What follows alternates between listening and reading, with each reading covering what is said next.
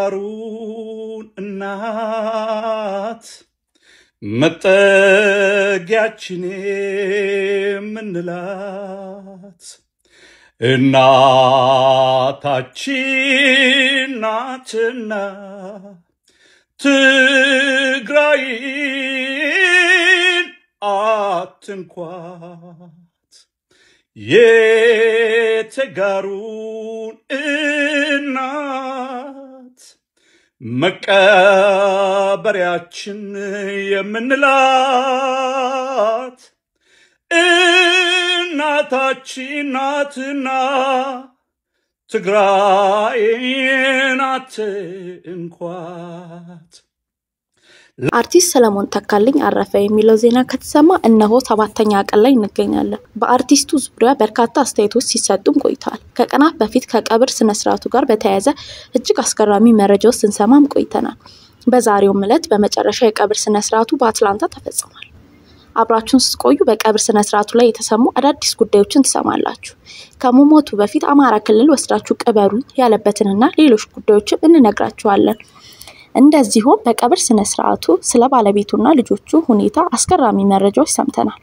አስክሬኑ ሊቃጠል የሚችልበት ሁኔታ እና ለምን እንደቀረ ለዚህም የትግራይ ተወላጆች ለአርቲስት ሰለሞን ተካልኝ የዋሉት ውለታ በመረጃዎቻችን ትሰማላችሁ። አብራችሁን ቆዩ። አንዳንዴ ከፖለቲካውም ከማህበራዊ ህይወቱም ከጭቅጭቁም ከንዝንዙም ከሰላማዊ ህይወቱም ወጣ ብሎ ለተወሰኑ ቀናቶች ራስን ማዝናናት መንፈስን ያድሳል ብያምናለሁ። አሁን የሚገኘው ከምኖርበት ከአትላንታ ከተማ 10 ሰዓት የመኪና ርቀት ላይ የሚገኘው ፍሎሪዳ ቢች ነው። ውጡ፣ ተዝናኑ። ብቻ ዓለም እንደሆነ በማናውቀው ሰዓት ቅጽበት ምን እንደሚፈጠር አናቅምና ነገን ትተን ዛሬ እንዝናና፣ ህይወታችንን እናድስ። አርቲስት ሰለሞን ተካልኝ መሐሪ። አብራችሁን ስትቆዩ ታዲያ መረጃዎቻችን ለሌሎች እንዲደርስ ላይክ፣ ሼር፣ ሰብስክራይብ እንድታደርጉ እንጋብዛለን። ወደ መረጃዎቻችን እንለፍ። እንግዲህ አርቲስት ሰለሞን ተካልኝ ህልፈት የተሰማው በፋሲካ በዓል ምሽት ላይ ነበር። ስለአሟሟቱ የተለያዩ መላምቶች ሲነገሩም ቆይቷል። ከ8 ቀን በኋላ ዛሬ ላይ የቀብር ስነ ስርዓቱ በአትላንታ ተፈጽሟል። እስካሁን ሳይቀበር የቆየበት ምክንያትም ተገልጿል። በወጣው መረጃ መሰረትም አርቲስቱ መቀበር ፈልጎ የነበረው ኢትዮጵያ ነበር። ነገር ግን ወደ ኢትዮጵያ መጥቶ ለመቀበር ቢያንስ እስከ 3 ሚሊዮን የሚጠጋ ገንዘብ አስፈልጓል። ይሁንና ይሄን ያህል ገንዘብ ማግኘት አልተቻለም። ራሱን ስቶ ወርቆ ወደ ሆስፒታል ካመራበት ጊዜ አንስቶ ከጎኑ ያልነበረችው ባለቤቱ ገንዘብ ለመስጠት ፍቃደኛ አልነበረች። ወዳጆቹ የትግራይ ተወላጆች ገንዘቡን ለማሰባሰብ ሳይችሉም ቀርተዋል። በዚህ ምክንያት አርቲስት ሰለሞን በህይወት እያለ ኢትዮጵያ ወስዳችሁ በተለይም አማራ ክልል ቅበሩኝ ያለውን ሐሳብ ሳይሳካም ቀር። ሌላኛው ዛሬ ወጣ መረጃ ከመሞቱ በፊት የተናዘዘው ነገር በጣም አስገራሚ ነው። ሰሜን ሸዋ ቅበሩኝ ያለበትና ሌሎች ጉዳዮች ያሰፈረ የኑዛዜ ወረቀት በቀብር ስነ ስርዓቱ ላይ ተነቧል። እንደዛ ሲሰድበው ወደ ነበረ ህዝብ ወስዳችሁ ቅበሩ ማለቱ እውነት መሆኑ በኑዛዜ ላይ ተነብ። ብዙዎቹ ጤንነቱን እንዲጠራጠሩ በነበረው በዚህ የኑዛዜ ወረቀት ላይ ታዲያ ባለቤቱና 3 ልጆቹን ይቅርታ የጠየቀበትም ሐሳብ ሰፍሯል። በእርግጥ አርቲስት ሰለሞን በህይወት እያለ ከቤተሰቡ ጋር የነበረው ግንኙነት ጥሩ እንዳልነበር ከባለቤቱም ጋር ለረጅም አመታት ተፋታው እንደነበር ባቀረብንላችሁ መረጃ ነግረናችሁ እንደነበር የሚታወቅ ነው። ወዳጅ ዘመዶቹ ሰሜን ሸዋ አስክሬኑን ብንወስድ ማን ይቀበለናል በማለት ሐሳቡን እንደተውትም እንደዚሁ ነግረናችሁ ነበር። በዚህ ምክንያት የአርቲስት ሰለሞን ተካልኝ የቀብር ሁኔታ አወዛጋቢነቱን ቀጥሎ በዛሬው ዕለት ቀብሩ በአትላንታም ተፈጽሟል። አዲስ አበባ ስላሴ እንዲቀበር ተነስቶ የነበረው ሐሳብ ደግሞ ቤተክርስቲያኒቱ አትቀበልም በሚል እዛው በአትላንታ ከተማ እንዲቀበርም ተወስኗል። ነገር ግን ገንዘብ ካልተገኘ በአሜሪካ ህግ አስክሬኑ ሊቃጠል እንደሚችል መረጃዎች ነግረናችሁ ነበር። አስክሬኑ ወደ ኢትዮጵያ መምጣት ያልቻለበት ዋነኛ ምክንያት በገንዘብ ችግር ቢሆንም ምስጋና ለኤርትራ ተወላጆች ይግባና ገንዘቡን አሰባስበው መቃጠሉ ቀርቶ እዛው አትላንታ የቀብር ስነ ስርዓቱ ተፈጽሟል። ባለቤቱም በዚህ ጉዳይ ላይ ተጠይቃ በሰጠችው ምላሽ የእርሱ ጉዳይ ምንም እንደማይመለከታትና ገንዘብ መስጠት እንደማትፈልግም አሳውቃለች ነው የተባለው። የሆነ ሆኖ የቀብር ስነ ስርዓቱ እንደተፈጸመም ተሰምቷል። ነገር ግን በሚገርም ሁኔታ ጥቂት ሰዎች ብቻ ነው የቀበሩት። ከግለሰብ መጣላት ችግር የለውም፣ ከህዝብ መጣላት ግን የህይወት ዘመን ስህተት ነው። ለዚህ ነው ቀባሪ እንኳን ያጣው የሚሉ አልጠፉ። ከሞተ በኋላ በአርቲስቱ ዙሪያ የተሰጠው አስተያየቶች አስገራሚ ነበሩ።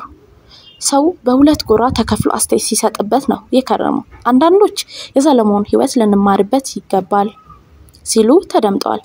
ታዋቂነታችንን ተጠቅመን ለህብረተሰብ አንድነት መስራት ሲገባን እንደ ሰለሞን ህብረተሰቡን በጅምላ መሳደብ አይገባም የሚሉ አስተያየቶች በስፋት ተደምጠዋል። በእርግጥ ሰለሞን ተካልኝ ድምጻዊ ብቻ አልነበረም። በፖለቲካ ውስጥ ቀረብ ብሎ አቋሙን በጋሃድ በማውጣት ሲከሰት የነበረ ግለሰብ ከመሆኑ ባሻገር አብዛኞቻችንን መወከል የሚችል የኢትዮጵያ ያልተሸ የደቦ ፖለቲካና የህዝቡ ስሜት ፍንትው አድርጎ በማሳየት ራሳችንን ልንፈትሽበት የምንችል ሞዴላችን ሊሆን የሚችል ሰውም ነው። የሆነውም ሆኖ የብዙዎች መነጋገሪያ ሆኖ የቆየው አርቲስት ሰለሞን የህይወት ጉዞ በዚህ ተደምድሟል። ወሳኙ ጥያቄ ታዲያ እኛ ከሱ ምን ትምህርት ወሰድን የሚለው ነው። እናንተ ተከታታዮቻችን በዚህ ዙሪያ ያላችሁን አስተያየት በኮሜንት ሴክሽናችን ልታካፍሉን ትችላላችሁ። በአርቲስት ሰለሞን ተካልኝ ዙሪያ ያዘጋጀንላችሁ መረጃ ይህንን ይመስላል። በድጋሚ አክብራችሁን ስለቆያችሁ እናመሰግናለን። መረጃዎቻችን ለሌሎች እንዲደርስ ላይክ፣ ሼር፣ ሰብስክራይብ እንድታደርጉ በአክብሮት እንጠይቃለን። ለቻናላችን አዲስ ከሆናችሁ ሰብስክራይብ በማድረግ ቤተሰብ ይሁኑ። በሌላ መረጃ ዳግም እስከምንገናኝ የተጋሩን እናት መጠጊያችን ምንላት እናታችን ናትና ትግራይን አትንኳት። የተጋሩን እናት መቀበሪያችን የምንላት እናታችን ናትና ትግራይን አትንኳት። አንቺም 00 እኔም 00 አንቺም 00 ሁላችንም 0 እንዴት አንደለኮን ዘንድሮ ሁሉም 00 እንዴት አንደለኮን ዘንድሮ ሁሉም 00